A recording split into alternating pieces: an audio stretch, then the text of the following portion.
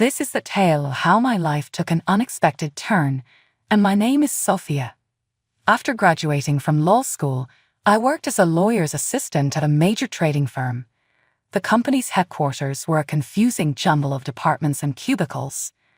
While attempting to locate the copy room on my third day, I literally ran into Ethan from the buying department. "Whoa there," he said with a giggle while supporting me. "You have to be brand new." "My name is Ethan." "Sophia," I said as my cheeks began to heat. "I'm the new lawyer's assistant, and yes, I'm a bit lost." Ethan had twinkling eyes. "So, Sophia, think of me as your personal navigator. Where are you going?" I became buddies with Ethan right then and there. We used to have lunch together, and he would always find a reason to come by my section. Our relationship developed into something more as the weeks went by. Ethan turned to face me one Friday evening as we were leaving work. "Sophia, would you want to go out to dinner? Just around the block is this amazing Italian restaurant." After a little pause, I grinned. "I'd love to." It was at that supper that our love relationship began. We dated for a year, our relationship getting closer every day. Ethan was humorous, supportive, and kind, everything I'd ever wanted in a companion. Ethan proposed to me on our first anniversary. 6 months later, in a modest ceremony attended by our closest friends and family, we were married. Margaret, Ethan's mother, was present but didn't appear very excited. She had always been a little aloof from me, and at the reception I noticed her murmuring to a cousin. She said, "He could have done better," without aware I was listening. There are so many successful, rich girls out there, but no, he had to choose her. Her reasons hurt, but I made an effort not to let them take away from my joy. All that mattered was that Ethan loved me. We made the decision to buy an apartment after the wedding. My grandmother had left me a sizable inheritance, so Ethan and I were able to divide the expense equally. Our new home was a comfortable 2-bedroom apartment in a lovely area, ideal for our first years together. After a year of marriage, we had established a cozy routine in our lives. We were both getting along well at work, and Ethan and I enjoyed spending our weekends traveling and having leisurely mornings. Everything was ok till the morning I felt strange.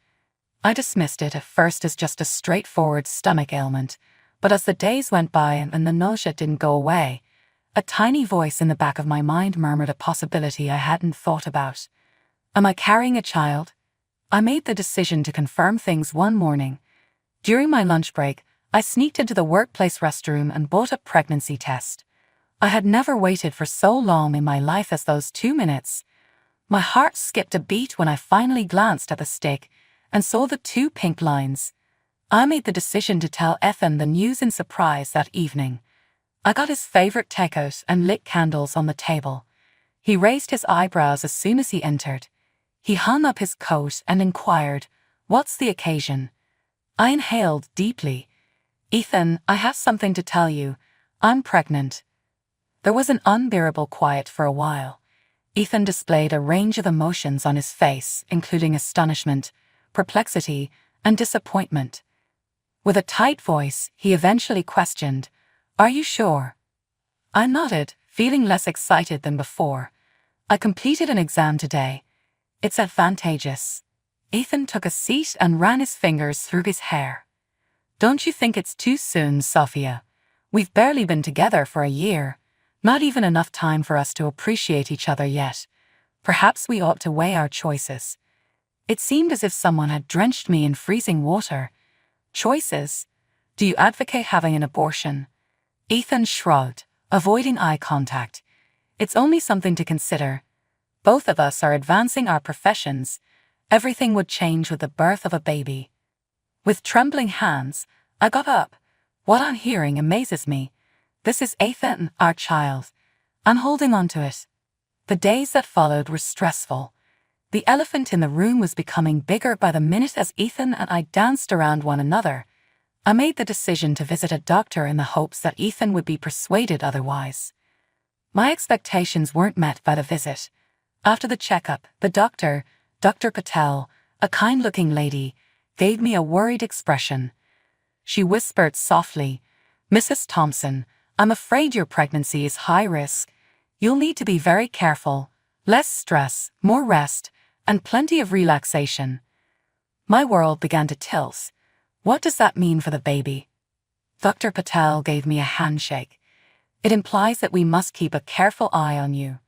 Miscarriage is a possibility, but it can be reduced with the right treatment. Dazed, I walked out of the clinic.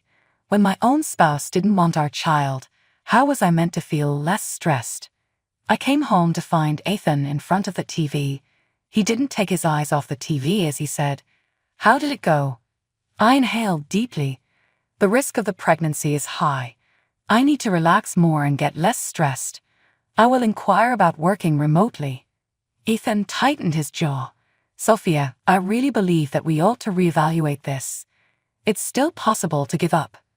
I interrupted him. Ethan, I've already made my choice. I'm having this baby, whether or not you're on board. I was nervous when I went to see my employer, Mr. Jameson, the next morning. I asked to work remotely and gave an explanation of my circumstances.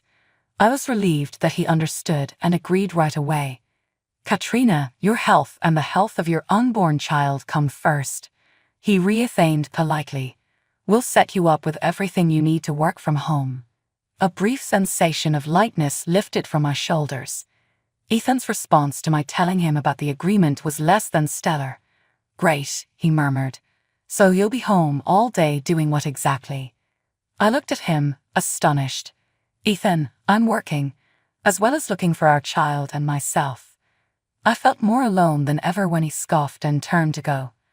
I immersed myself into my work and getting ready for the baby as the weeks went by. I started eating better, did prenatal yoga, and read every pregnant book I could find. Ethan, meantime, became increasingly aloof. He began to remain late at work, saying he had to make up for my lack of productivity. He would mention work travels on the weekends that he had never discussed previously. I would try to discuss it with him, but he would ignore me. The doorbell rang one evening when I was laying the table for supper. It was Margaret, Ethan's mother. She reithaned, her grin falling just short of her eyes. I thought I'd drop by and see how you're doing. I tried not to notice her scrutinizing glance as it passed over my expanding tummy as I ushered her inside. Ethan informed me that you are now working from home, she stated as she took a seat on the couch. I gave a nod. Yes, the doctor advised it for the baby's health. You know, Sophia, a child isn't always the blessing people make it out to be, especially when it comes at the wrong time. My hackles stood up. Margaret, there is never an ideal moment to have a baby. We'll get by. Leaning forward, she lowered her voice. Are you certain of that? Ethan is a youthful, driven individual. He wants a companion who will help him advance professionally, not hinder him. Don't let him second-guess his decision. A few days later, when Ethan was getting ready for work, I smelled something strange. A lovely flowery perfume that I knew wasn't mine. With my head racing, I froze. New cologne. I tried to seem casual as I asked. After a moment of seeming shocked, Ethan shrugged. Oh, that's right. Received it as a sample. Enjoy it. I feigned a laugh. It's nice. However, I couldn't get rid of the uneasy feeling I had as he was leaving for work. It wasn't a sample, yet it wasn't cologne either. The perfume, an expensive women's scent, stuck to my husband's shirt like a silent indictment. After Ethan departed for work the following morning, I picked up my phone trembling. I combed through my contacts till I came upon my cousin Daniel's number. He was an investigator with a detective agency, and he was the one who could assist me find the truth. Hey, Kath. Daniel gave a happy response. What's up? I inhaled deeply. Daniel, please assist me. It has to do with Ethan. I described everything, including the scent, the late hours, and the business travels. When I was done, my voice cracked. Daniel, I believe he is having an affair. I must ascertain the truth. When Daniel answered, his voice was soft. Kath, I'll investigate. Please give me a couple weeks. I immersed myself into my work and the baby's preparations in the interim. I tried everything to keep my mind occupied, including ordering a cot and looking at colors and watches for the nursery. However, The nagging anxiety in my stomach persisted. 3 torturous weeks later, Daniel finally phoned. In a serious tone, he said, "Can you meet me at the cafe on 5th Street?" After an hour, I took a seat in a calm area of the cafe across from Daniel. A manila envelope slipped across the table by him. Softly, "I'm sorry, Sophia," he murmured. "But you were right." I shook my hands and opened the envelope. Dozens of photographs were contained therein. Ethan was with the same woman, young, blonde, and gorgeous, in every single place he went, including restaurants, hotels, and parks. "Her name is Jessica," said Daniel. "She recently started working in Ethan's department. They have been dating for a month or more at the very least." I was numbed when I looked at the pictures. How could he do this? My question was hardly audible above a whisper. Daniel extended his hand to grasp my hand. "There's more information. Ethan said to you that he will be out on business this weekend, correct?" I nodded, fearing the worst for now. Daniel declared, "He lied. He's with her right now at the Westview Hotel, room 412. The world appeared to be skewed toward me. The journey home via cab was a haze. I was taken aback to see my mother-in-law, Margaret, in the living room when I eventually stammered through my front door while holding the package with the embarrassing images. "Oh, Catherine," she murmured, sounding so falsely lovely. "I had planned to come tidy the house while Ethan was away on business. You don't do much around here these days, Lord knows." Her Ethans were the last straw, above all else. I yelled, "He's not on a business trip. He's with his mistress right now." Margaret's eyes expanded, then narrowed again. "Well, can you blame him if he is? And I'm not saying he is. Look at you, you've lost yourself, you're constantly unwell, and you don't even give him any thought anymore. The entire pregnancy was an error. Except for you, nobody wants this baby." A part of me broke. I screamed, "Get out. Get out of my house right now."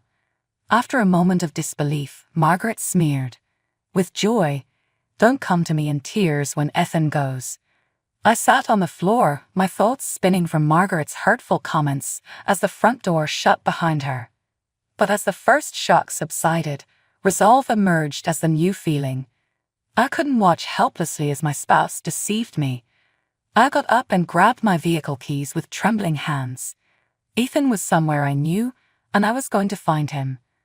My thoughts during the disorienting trip to the Westview Hotel were a jumbled mixture of hurt, fury, and disbelief.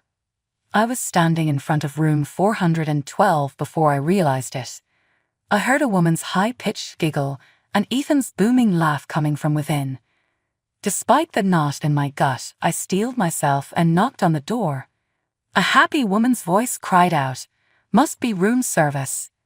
My heart felt like it was about to explode from my chest. When the door opened, Ethan was standing there and his smile turned to stone upon seeing me. "Sophia," he stumbled out, obviously taken aback. "What are you doing here?" As soon as I shoved past him and entered the room, I saw the blonde woman hurriedly covering herself with a sheet.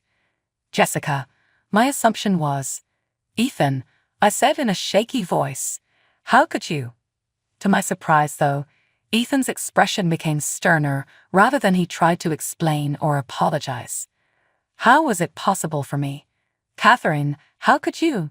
I haven't been fulfilled by you in months. That kid is everything that matters to you."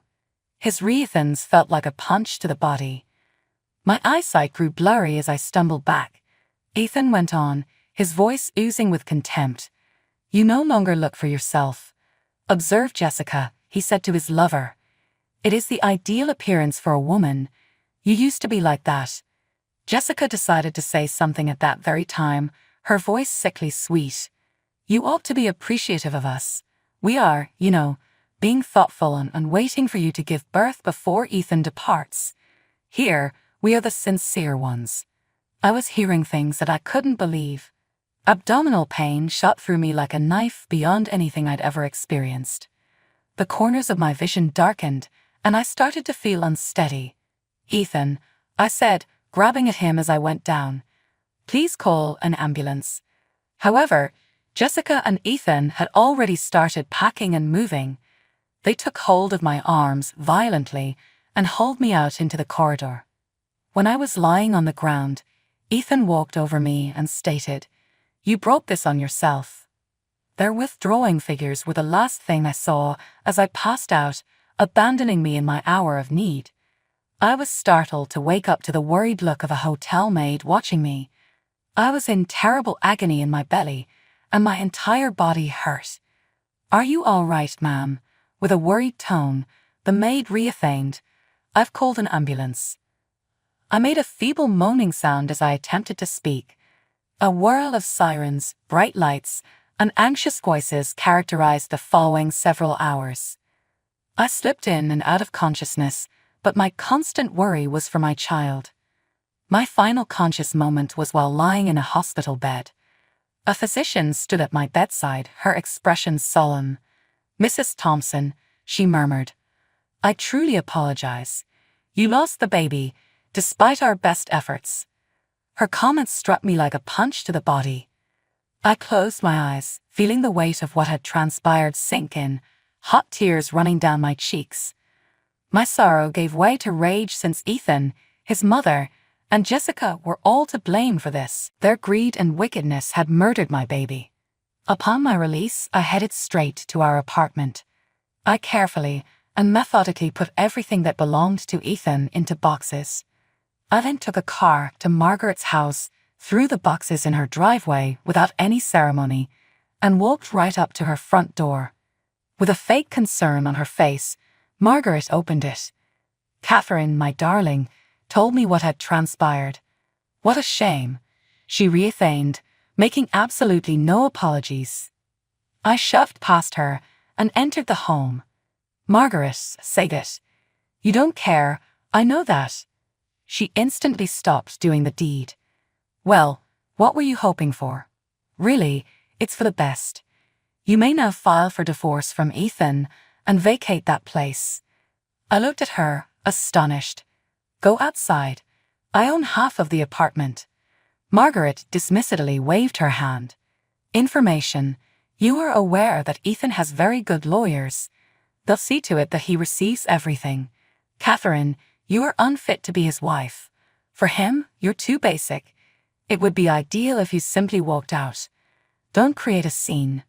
My hands clenched at my sides. I growled, "I will not go quietly. I will fight for everything, including the flat. I will not let your son and his mistress to escape punishment for the murder of my kid." Margaret's face flushed a little, but she perked right up. "Kate, don't be so emotional. These events take place. Nobody is to blame." I had a notion as I turned to go. One last look at Margaret. "Margaret, tell me something. If you lost your child, how would you feel? If someone took your baby away from you out of malice and selfishness?" Margaret seemed for the first time really rattled. Speechless, she opened and closed her mouth many times. With a somber sense of satisfaction, I nodded. "That's what I thought." I contacted my former college buddy Alex, who was now a prosperous divorce attorney, with renewed vigor. He didn't hesitate to accept my explanation of the issue. Alex told me, "I've got your back, Catherine. We'll make sure you get what you deserve." The court hearings took a long time. Jessica and Ethan put on a unified front, accusing me of being a psychologically disturbed lady who made up lies after I lost my baby and denying having an affair. "Your Honor, it is evident that Mrs. Thompson is experiencing delusions due to her tragic loss," stated Ethan's attorney. "There's no affair, only the delusions of a bereaved widow." However, Alex was ready. He offered the evidence we had obtained, and the judge nodded.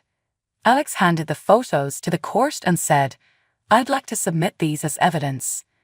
The features of Jessica and Ethan paled as the courtroom hummed. And then, the masterstroke. "Furthermore, Your Honor, we have video evidence from the Westview Hotel."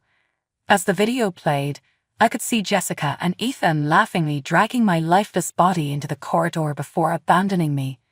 Shouts of surprise filled the courtroom. The hotel maid finally testified, telling how she discovered me unconscious and dialed for assistance. By the time she was done, neither Jessica nor Ethan had a sympathetic face in the room. The judge rendered a prompt and definitive decision. After considering the evidence, I find in Mrs. Thompson's favor. For mental anguish, Mr. Thompson will provide monetary compensation, and the marital assets will be shared evenly.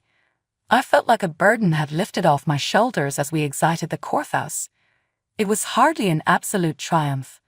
Nothing could save my kid, but at least it was a beginning. I poured myself into starting again in the ensuing weeks. I started going to a therapist, acquired a little apartment, and gradually became better. I was just getting settled when my phone rang and there was an unexpected caller. She said, "Margaret," in a voice that was unusually tentative. "Can we meet, please?" Despite all my instincts to say no, curiosity took the lead.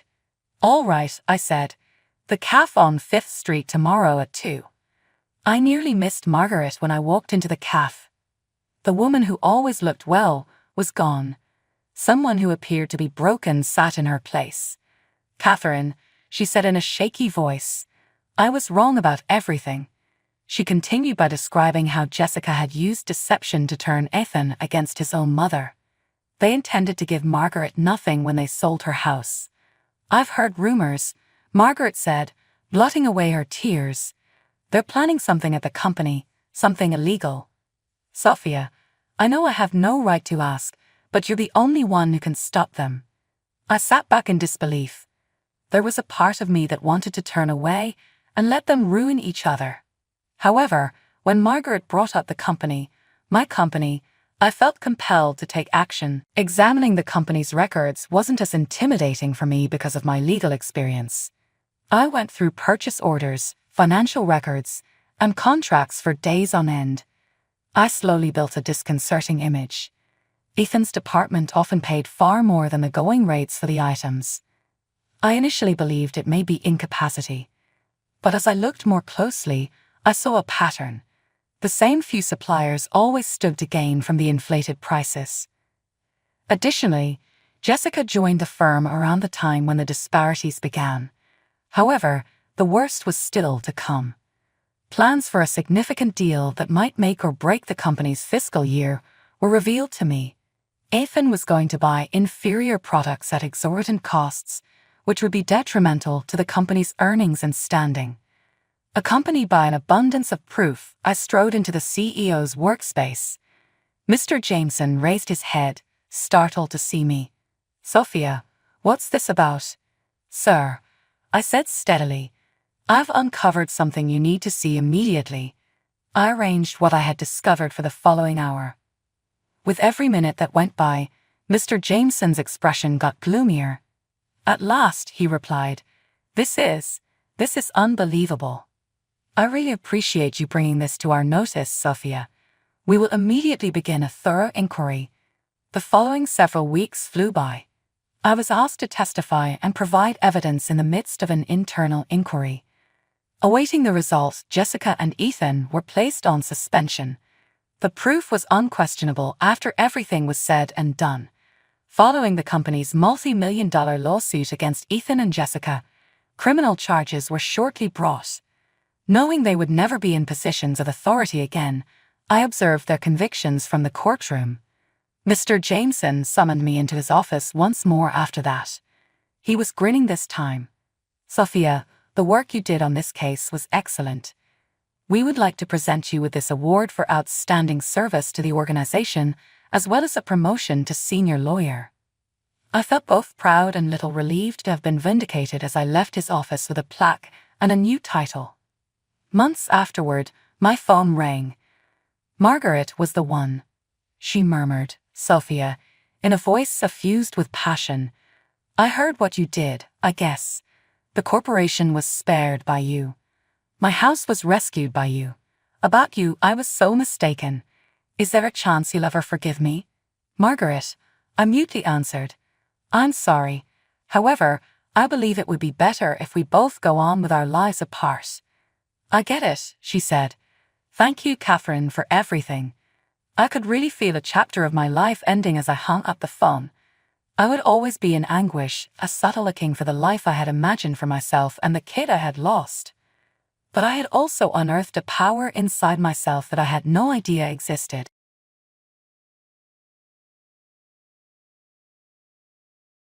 Hi, I'm Emma, a 42-year-old widow. Today, I want to share a particularly painful memory from a day that was meant to be a solemn farewell. The sky was overcast, a blanket of gray mirroring the heavy hearts of those gathered to say their final goodbyes to Mark. The gentle rustle of leaves and the distant toll of a church bell added to the air of melancholy. Mark was my rock, my partner in every sense, and the thought of letting him go was tearing me apart. As we stood around his grave, the weight of sympathetic eyes from family and friends offered a small comfort in the face of such a profound loss. But beneath the shared grief, there was an undercurrent of tension, one that I would soon discover was orchestrated by Mark's brother, Tom. Tom had always envied the deep bond Mark and I shared. We weren't just married, we were best friends, partners in crime, and deeply in love. As he approached me, his tall figure cutting through the crowd, his steps were deliberate, and the whisper of his suit seemed out of place amidst the reverence of the moment. "Emma, you know Mark would have wanted his debts settled. That ring you're wearing could cover the cost of this funeral," Tom said, his voice low but insistent. I felt a surge of disbelief mixed with anger. "Are you seriously asking for my wedding ring now, here at his burial?" My voice was louder than I intended, drawing the attention of those around us. "It's what Mark would have wanted," Tom persisted, his eyes refusing to meet mine. "It's practical. You don't need that ring to remember him." "That ring is a symbol of our love, Tom, not a financial asset to be liquidated," I replied, my hand instinctively touching the cool metal. Memories flooded back, our wedding day, late-night talks, the way he looked at me when he thought I wasn't noticing. "Don't be so sentimental. Think of the family," Tom retorted, his voice rising. "You're being selfish, keeping it when it could settle all the costs." "How dare you?" I was shaking now, the rawness of my grief mingling with fury.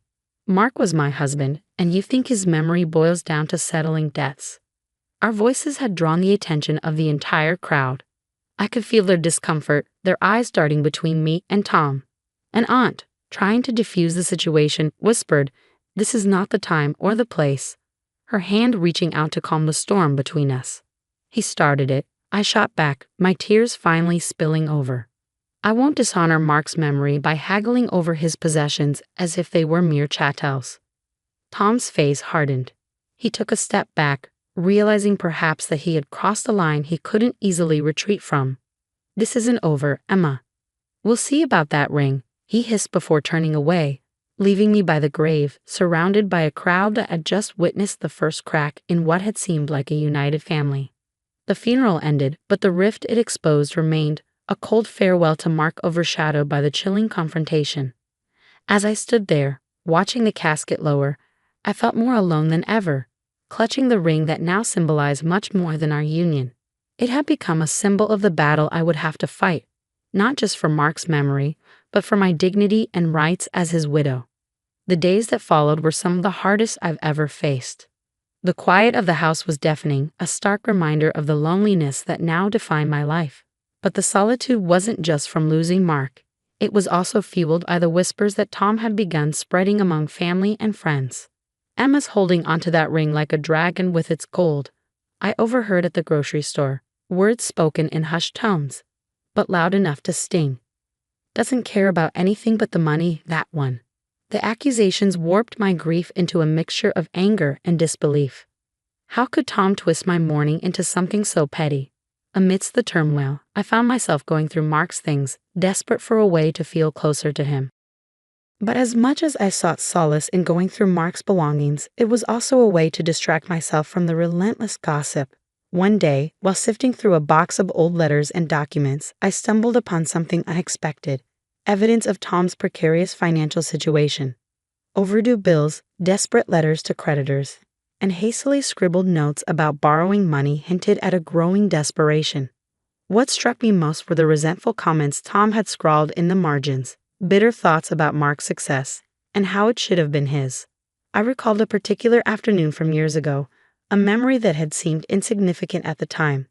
Mark had just been promoted at work, and Tom, unable to hide the bitterness in his voice, said, "You always get everything so easily. Must be nice not having to struggle for once." Mark, ever the peacemaker, had shrugged it off. "Come on, Tom. It's not like that. Let's just enjoy the day, huh?" That flashback haunted me now, revealing the depth of Tom's jealousy, something I had overlooked, dismissing it as mere sibling rivalry. Feeling overwhelmed, I called my sister Anne, my confidant in all things. As I explained my discoveries, her indignation grew. "This is just like Tom, always playing the victim when he's really the instigator," Anne said sharply. "You need to protect your reputation, Emma, and Mark's memory. Don't let Tom rewrite the story of your life with Mark." Her words bolstered me, and with each document and remembered conversation, I pieced together a clearer picture of the man Tom really was. This wasn't just about the ring or the funeral costs, it was about Tom's deep-seated envy and his attempts to claim what he hadn't earned. "You have to stand up to him, Emma," Anne urged. "Show everyone who he really is, for Mark's sake and your own." After hanging up the phone, a resolve settled over me. Anne was right. I couldn't let Tom's narrative take hold. It wasn't just about defending myself. It was about preserving the truth of what Mark and I had together. Armed with the newfound evidence and a plan to expose Tom's deceit, I knew what I had to do next. The battle lines were drawn, not just in defense of the tangible memories of Mark, but for the truth that deserved to see the light. As days turned into weeks, the tension within the family thickened like a fog, chilling and relentless. Tom's tactics escalated, his desperation palpable as he sensed control slipping through his fingers. The whispers about me grew louder, more insidious. At a family gathering meant to be about healing and remembrance, Tom seized his chance to strike again. "You know, Emma," he remarked loudly enough for everyone to hear, a glass of whiskey in his hand, "it's interesting how little we saw of you at the hospital towards the end. Makes one wonder where your priorities were when Mark needed you most." The room fell silent, the unspoken accusations hanging heavy in the air. I felt the stares, the doubt Tom was planting in their minds. My priority was always with Mark. I countered, my voice steady despite the turmoil, and sighed. "Unlike some people, I don't measure care with public displays but with real, constant support." Undeterred, Tom pressed on, his voice growing harsher. "If that's true, why cling to the valuables? Mark's watch, his car. Surely, if you loved him, you'd put his family first rather than hoarding everything for yourself." "I'm not hoarding anything, Tom. Those were gifts from Mark, tokens of our life together," I replied, my resolve hardening. "You're not concerned about his memory, you're concerned about what you can claim." His face twisted with anger as he took a step closer. "Give them here, Emma. It's what Mark would have wanted." "No," I said firmly. "I won't let you bully me into handing over pieces of my life with Mark just to satisfy your greed."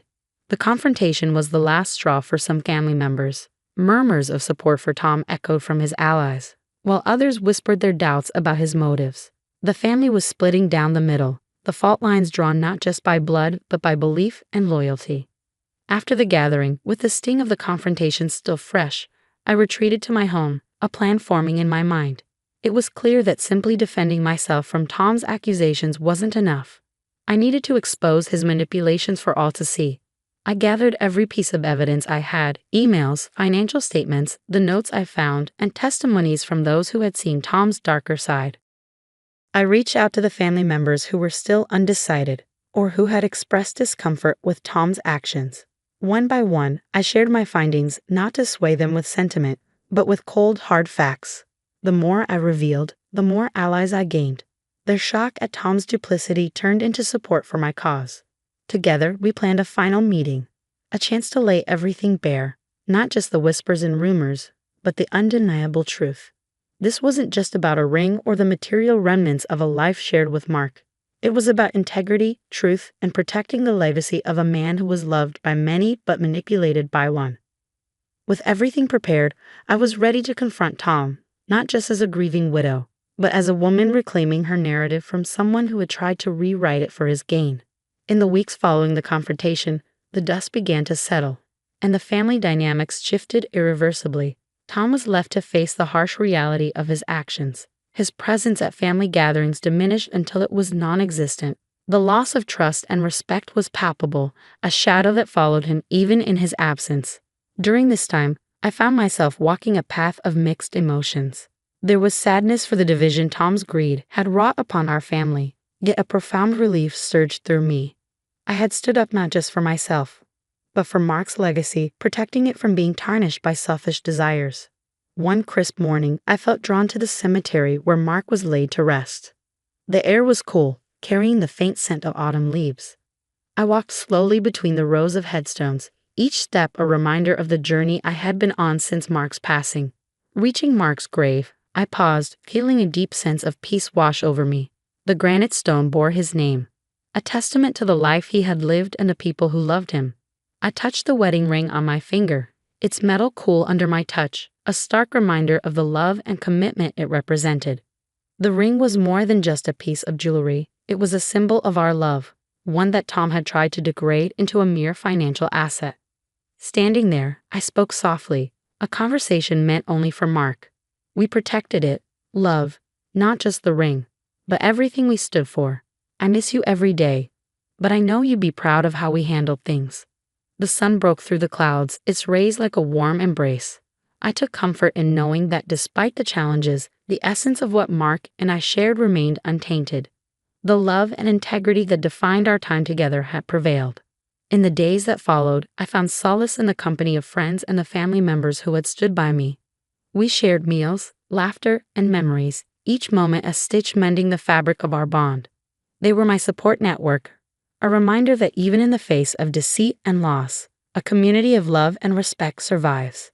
Moving forward, I focused on healing and redefining my life in a way that honored Mark's memory. Whether through charity work that we had both been passionate about or simply living each day with the kindness and strength he had always admired, I was determined to ensure that his legacy continued in the actions and choices I made. As I navigated this new chapter, I realized that protecting Mark's memory was not just about confronting those who threatened it, but also about continuing to live in a way that reflected the best of what we had shared. In this journey of grief, resilience, and eventual peace, I found my path forward, guided by the love and lessons Mark had left behind. Now that our story has come to an end, I have a question for all of you. Do you believe family should always be forgiven, no matter the wrongdoing? Or are there actions that justify cutting ties? This story explored deep family conflicts and the tough decisions that come with them. What are your thoughts on this? Please share your opinions in the comments below. And if you enjoyed this story and the discussion it sparked, don't forget to like this video.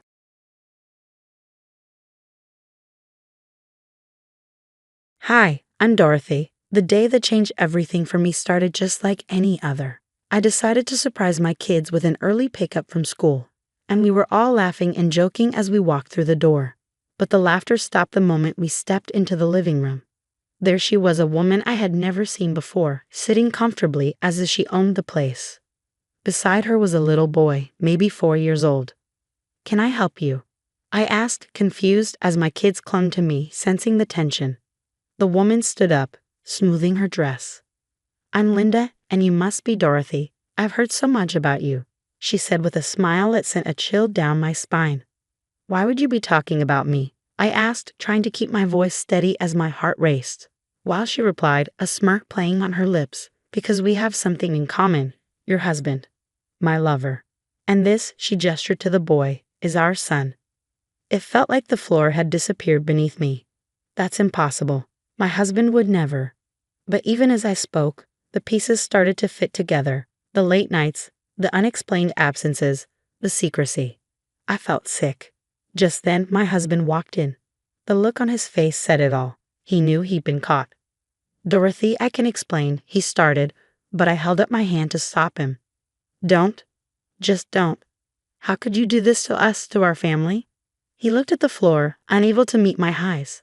"I never meant for you to find out this way." "Find out?" I laughed bitterly. "So you were just going to keep this a secret forever? What were you thinking?" "I don't know. He trailed off, unable to find the words. The kids were watching us, their eyes wide. I knew I had to be strong for them. I turned back to Linda. "You need to leave. Now." Linda scoffed. "I'm not going anywhere. He promised he'd take care of us." "That's not my problem," I said firmly. "You need to leave my house." There was a tense standoff, a moment where no one moved. Then my husband spoke up. "Maybe we can work something out. Linda, give us a moment. Linda and her son left the room, and my husband turned to me. Dorothy, please, let's talk about this. But I'd heard enough. There's nothing to talk about. You've made your choice, and now I'm making mine. We're leaving. I gathered our things, ushering the kids out of the house. They were full of questions, but I had no answers for them, not yet. As we drove away, I looked in the rearview mirror at the life I was leaving behind. It was the hardest thing I'd ever done, but I knew it was the only choice I had. A few months passed since the day I walked away from my old life. My kids and I were now in a small but cozy apartment in a new neighborhood, starting fresh. The adjustment was tough, not just for me but for the kids too. They missed their dad, but they were resilient, just like their mom. One evening, after a long day of juggling work and the kids, I finally got them to bed. That's when my phone rang. It was him, my ex-husband. Dorothy, please, just hear me out. There's nothing left to say, I replied, trying to keep my voice steady. I made a mistake, a huge mistake. I want to make things right. Right? How can you possibly make this right? I miss you and the kids. I'm a mess without you. That's not my problem anymore. You made your choice. Dorothy, I'm sorry. I really am. Sorry doesn't change what you did. Sorry doesn't fix our family. He was silent for a moment. Can I at least see the kids? I took a deep breath. I don't want you near us. Not now, maybe not ever. He let out a long sigh. Okay, I respect that. Just, if you change your mind. I won't. I hung up the phone, my hands shaking. It wasn't easy, but I had to be strong for me and for my kids.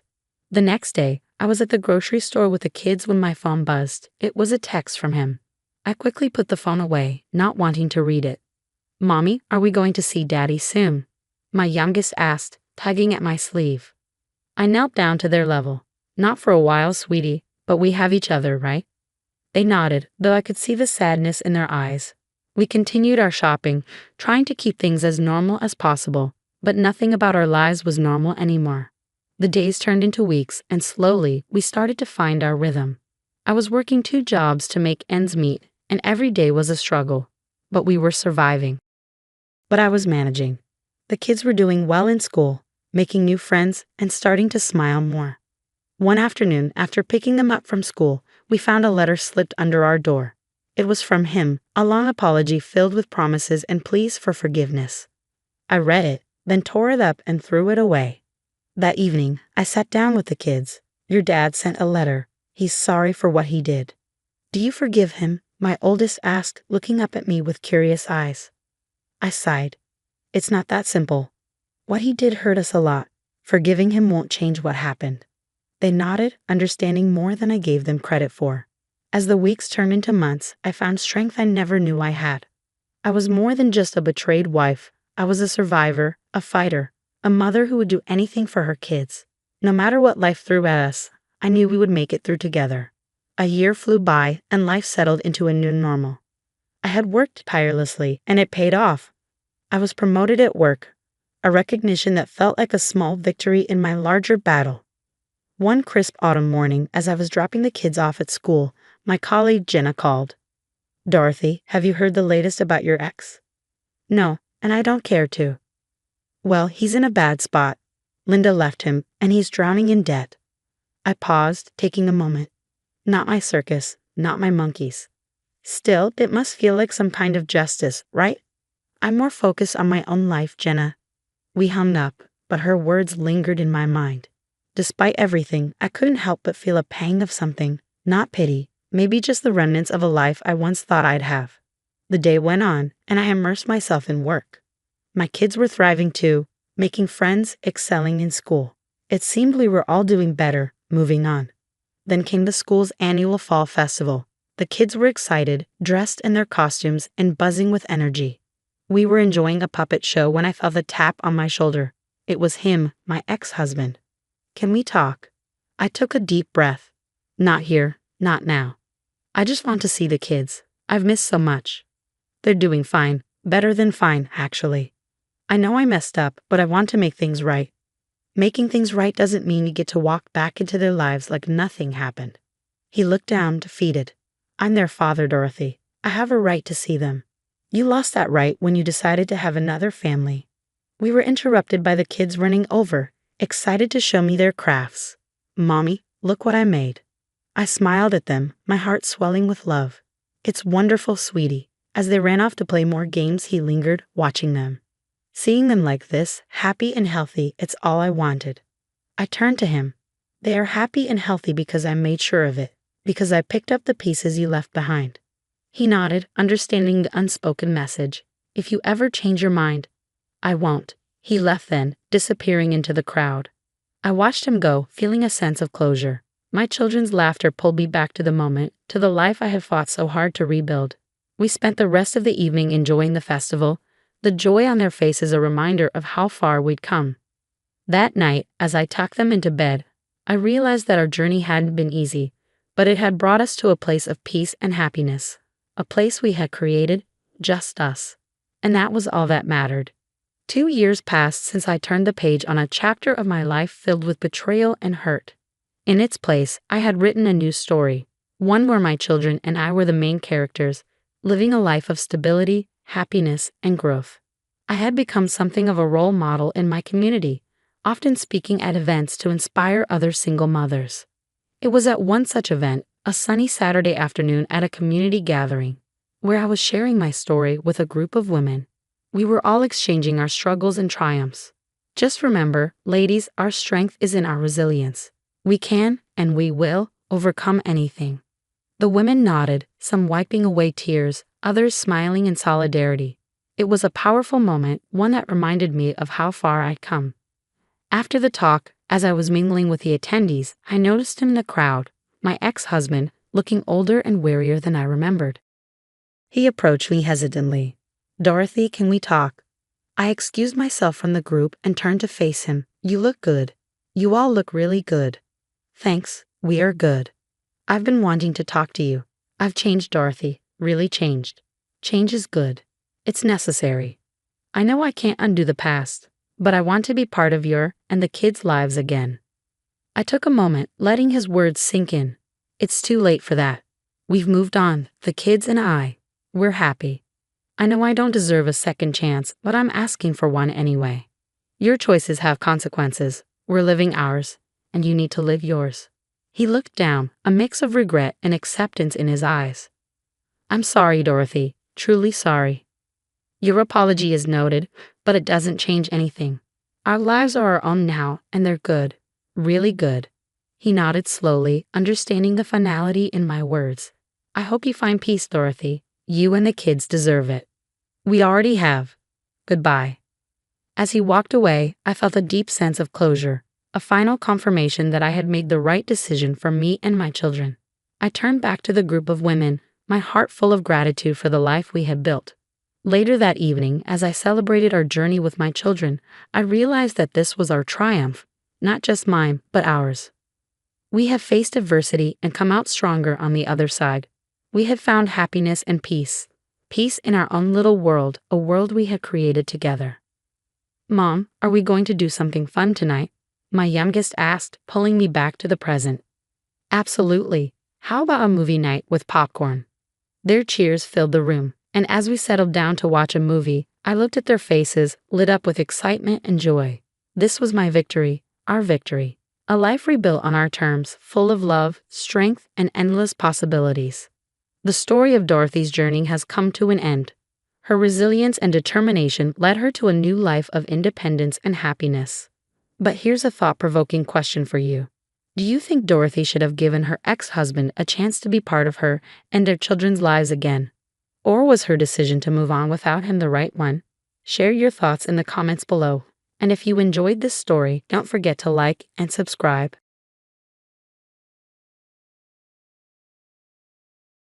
Hey there, I'm Lena Martinez, a 33-year-old graphic designer trying to balance work, family, and some serious in-law drama. Let me fill you in on what's been going on. My daughter Sophia just turned 7. She's the absolute light of my life. My husband Alex and I have been planning her birthday party for weeks now. You should see how her eyes sparkle every time we talk about it. It's like Christmas morning all over again. "Mommy, can I invite Zoe and Emma, and maybe Lucas too?" Sophie asked, bouncing with excitement. "Of course, sweetie. We'll make sure all your friends get invitations, I said, ruffling her hair. Alex chimed in with a grin. This is going to be the best party ever, princess. But here's where things start to get complicated. My in-laws, Vivian and Robert Thompson, and I, well, let's just say we don't exactly see eye to eye. They have this annoying habit of playing favorites with their grandkids, and their golden child is my nephew, Ethan. He's 9, and to hear them tell it, the sun practically shines out of his you-know-what. I remember last Christmas, Vivian was gushing over Ethan's macaroni art like it was a masterpiece, barely glancing at Sophia's handmade card. Oh, Ethan, you're so talented. This belongs in a museum, she cooed while Sophia's little face fell. It took everything in me not to say something. So when it came time to plan Sophia's party, I knew I had to bite the bullet and ask Vivian if we could use their place. They've got this huge house that would be perfect for a kid's party. I procrastinated as long as I could, but finally, I made the call. Hey Vivian, it's Lena, I said, trying to sound upbeat. Oh, hello Lena, she replied, sounding about as thrilled as if I were trying to sell her a vacuum cleaner. Sophia's birthday is coming up, and we were wondering if we could use your place for her party. It would be perfect with all that space, I said. There was a long pause. I could practically hear her rolling her eyes through the phone. I suppose that would be all right, she said finally, as if she were doing me the biggest favor in the world. Great, thanks so much. We were thinking the 15th. Does that work? She mumbled. Listen, Lena, I've got to run. We'll talk details later. And just like that, she was gone. No asking about Sophia, no excitement about her granddaughter's birthday. I hung up the phone, feeling that all too familiar mix of frustration and disappointment. Alex took one look at my face and knew. Your mom again? He asked, wrapping an arm around me. Yeah, I sighed. Sometimes I wonder if she even cares about Sophia at all. Hey, don't let them get to you, Alex said, giving me a reassuring squeeze. We're going to throw Sophia an awesome party, with or without their enthusiasm. I nodded, trying to shake off the negativity. We had a party to plan, after all, and nothing, not even my ice-cold in-laws, was going to ruin it for my little girl. Little did I know, this was just the beginning of a birthday drama that would change everything. 2 weeks before Sophia's big day, I called Vivian to finalize the details. I was feeling pretty good, thinking maybe we were finally getting somewhere. Hi Vivian, it's Lena. Just wanted to touch base about Sophia's party next Saturday. There was a long pause on the other end. Oh, about that, she began, and my stomach dropped. I knew that tone. It never meant anything good. We've actually scheduled Ethan's birthday party for that day, so we won't be able to host Sophia's party after all. It felt like I'd been punched in the gut. What? But we've been planning this for weeks. Sophie's been looking forward to it for months.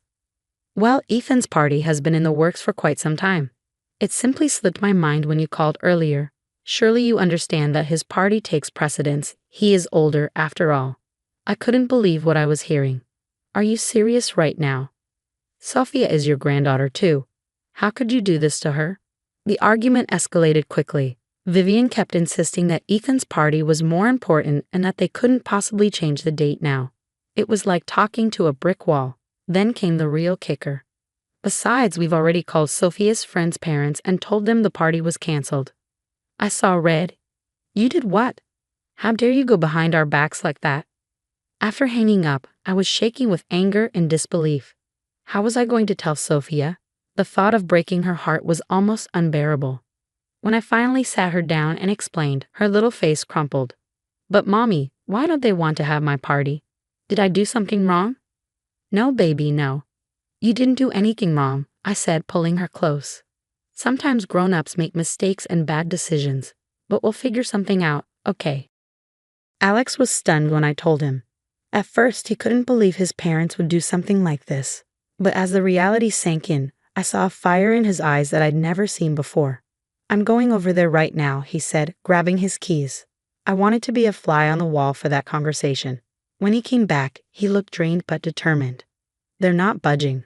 I can't believe they're choosing to hurt their own granddaughter like this. The next day, I ran into Michael at the grocery store. I couldn't hold back and confronted him about the situation. Oh, come on, Lena. It's not that big a deal. Sophia's only 7. She probably won't even remember this birthday anyway. Ethan's party has been planned for months. You can't expect everyone to draw everything for your kid, he said nonchalantly. I was fuming. She's your niece, Michael. Don't you care about her feelings at all? He just shrugged and walked away, leaving me standing there, speechless and seething. Later that week, I stopped by my in-laws' house to pick up some of Sophia's toys she'd left there. As I approached the door, I overheard voices coming from the open window. I can't believe Lena made such a fuss, Vivian was saying. It's not our fault Sophia isn't as bright or talented as Ethan. Why should we have to pretend otherwise? Exactly, Michael chimed in. And let's be honest, Lena and Alex aren't exactly parents of the year material. No wonder Sophie is so ordinary. It felt like I'd been slapped. Is that really what they thought of us? Of my sweet, beautiful Sophia? Over the next few days, I noticed Sophia becoming more withdrawn. Her teacher called, concerned about her sudden drop in grades and participation. It broke my heart to see her light dimming, all because of the cruelty of people who were supposed to love her unconditionally. That night, as I tucked her in, Sophia looked up at me with sad eyes.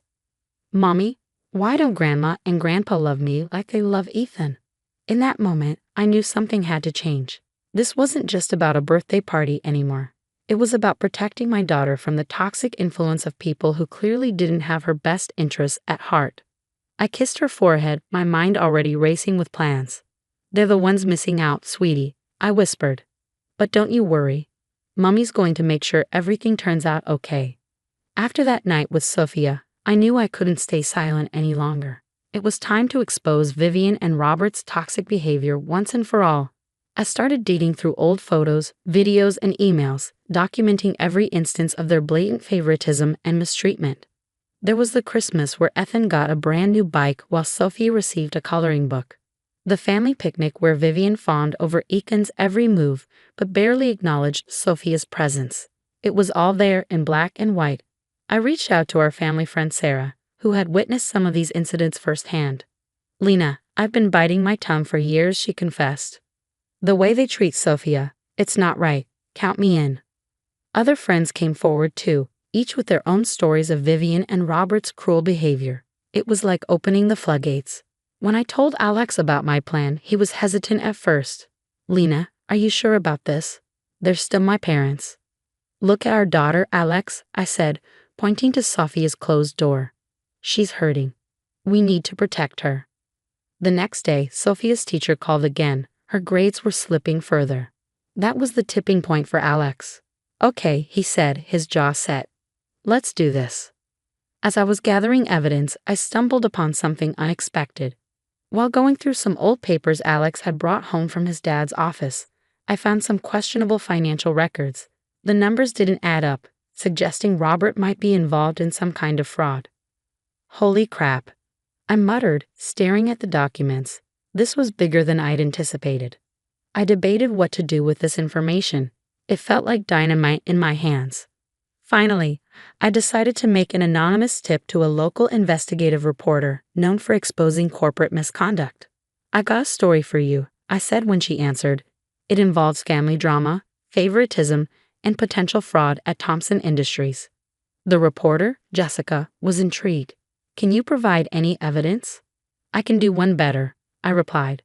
How'd you like to witness it all firsthand? That's when Alex and I hatched the plan for a family reunion at our house. We invited all the extended family and close friends, including Vivian, Robert, and Michael. The stage was set. As the day approached, we prepared our presentation, videos, photos, testimonials from friends, all ready to expose the truth.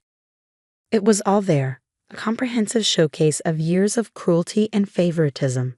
The night before the reunion, Alex and I sat at the kitchen table, going over everything one last time. Are you nervous? I asked him. He nodded slightly. A little, but you know what? I'm more excited to finally stand up for our family, for Sophia. I squeezed his hand. Me too. It's time they face the consequences of their actions.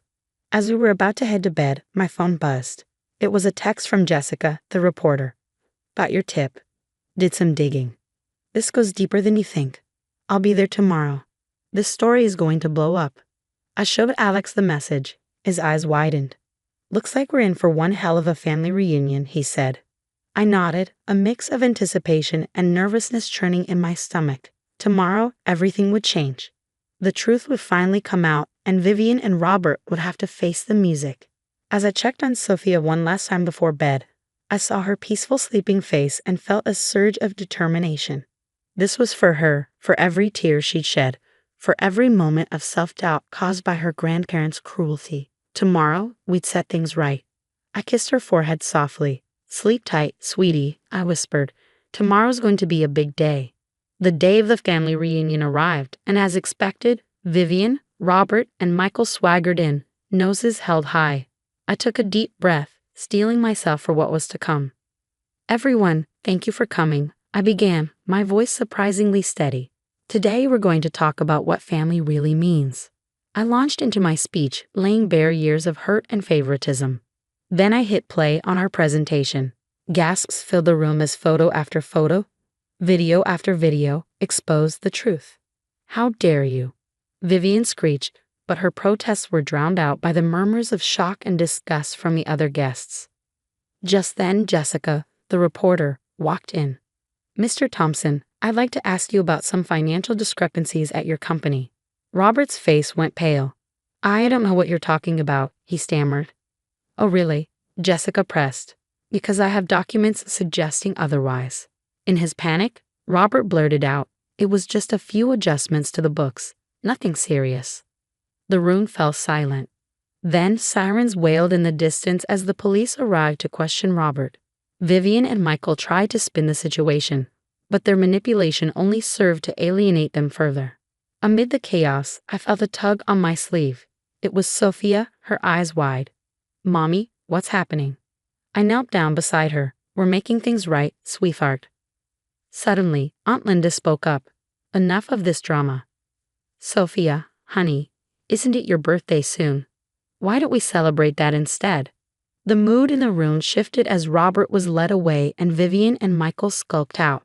The rest of the family rallied around Sophia. Impromptu decorations appeared, a cake was ordered, and soon laughter filled the air. In the weeks that followed, Robert faced legal consequences for his fraudulent practices. Vivian and Michael found themselves excluded from family events, their toxic behavior no longer tolerated.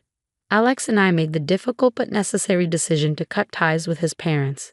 We focused on creating a loving, supportive environment for Sophia. A year later, we celebrated Sophia's next birthday surrounded by true family and friends. Her laughter echoed through the house as I watched her blow out her candles, her eyes shining with joy. I knew we'd made the right choice. Our little girl was flourishing, free from the shadow of her toxic grandparents, enveloped in genuine love and support. The story has come to an end. Now I have a question for you. If you were in my shoes, would you have exposed your in-laws' behavior publicly or tried to handle it privately? What do you think are the long-term consequences of either choice? Share your thoughts in the comments below. Your experiences and opinions could help others facing similar situations.